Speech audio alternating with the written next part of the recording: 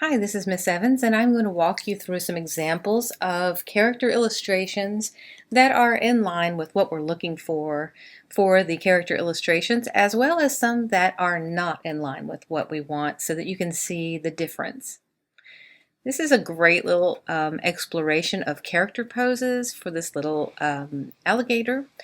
And while it has a more illustrative feel to it, you can definitely see that the illusion of dimension and form is achieved through shadows and highlights. You can't have a shadow without a highlight in order to make things look like they're dimensional. So always keep that in mind. And usually you'll start with more of a flat base and then build those layers of highlights and shadows on top of one another. And techniques are demonstrated in the tutorials in this week's lecture materials and tutorials folder. Here are some more lovely examples of character poses and just different attitudes and expressions, and you can see what's happening with the different expressions here. Excitement, maybe just meh, sadness. So you can definitely see the expressions coming through in these explorations. We have less dimension established. You only have very minimal shadows here, but notice that the details are not using hard black outlines. We're using some darker shade of what the main body color is. Here again are some great expressions of this little turtle, and they're using gradients to start the illusion of depth and dimension here. I think more could be done if you were looking at this as an example.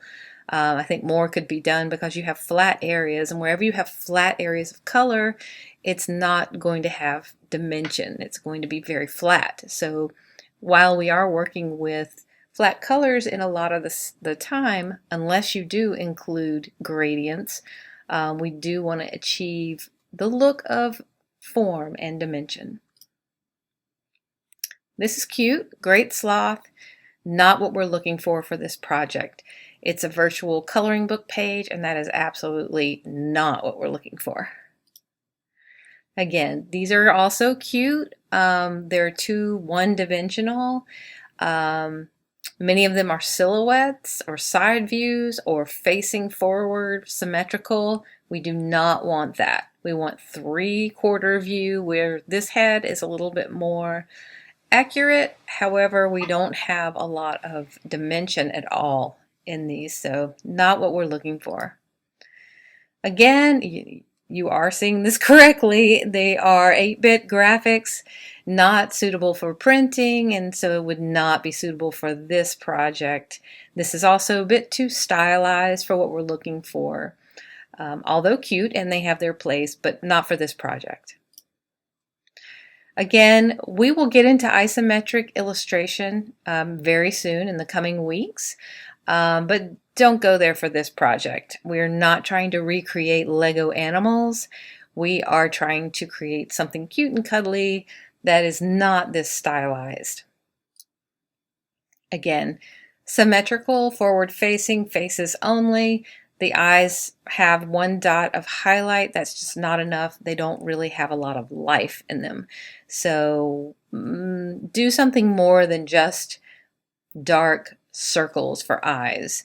We want a little more life and expression in them. And every one of these has about the identical eye. So let's do more with that. Plus they're symmetrical, not allowed. Fun, whimsical, cute, kind of sticker-like, and we will be going into a sticker sheet project with these components, but this is not what we're wanting right now. They're too cutesy, too whimsical. They're very stylized in a distinct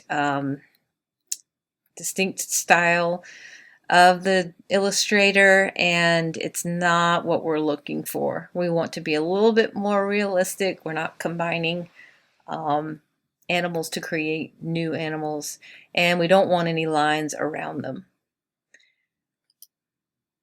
No. Well, it's very flat. Look at the dimension. It just looks like a cutout, almost like that flat Stanley that maybe you had an encounter with in elementary school. Too flat. Too flat. This is nice. Again, it looks more like a coloring book with this heavy outline stroke. So if this were the drawing is 3/4 view, it would be a good start, but it's not enough to be a finished product. This may be a bit too stylized in terms of it has this distinct flavor, but it's really strong angle, and the drawing is really nice in terms of how it's coming across. Plus, we don't have any strong black outlines. There's some detail and definitely texture. And in the lecture materials and tutorials folder, there's a supplemental tutorial on how to add texture if it makes sense.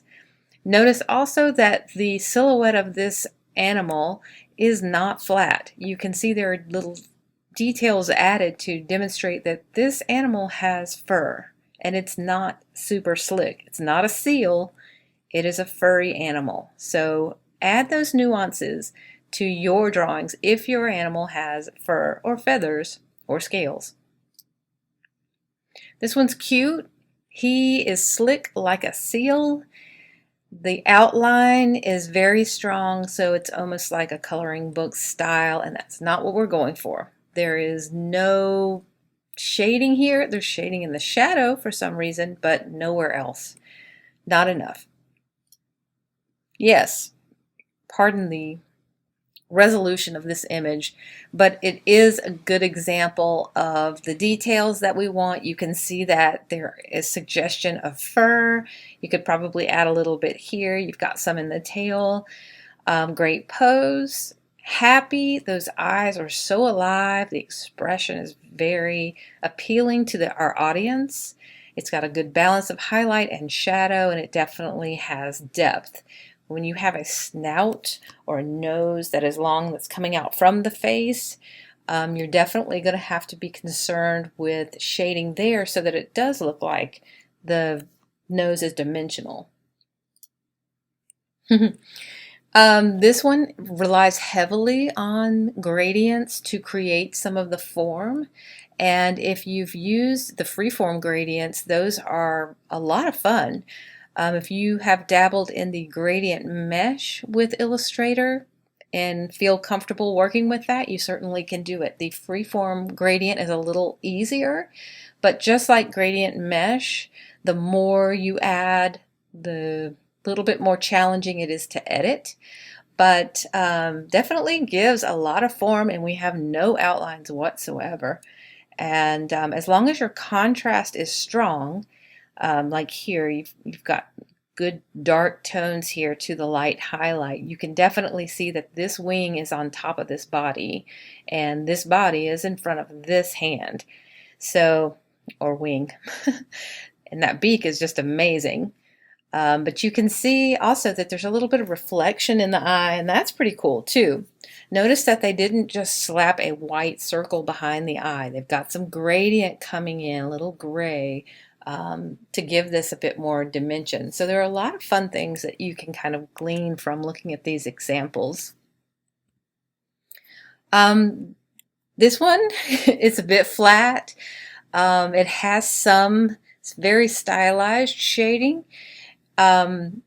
It's just too stylized in terms of the face and the things that are going on here. Good angle, nice shading. It's convincing enough, but a little off target.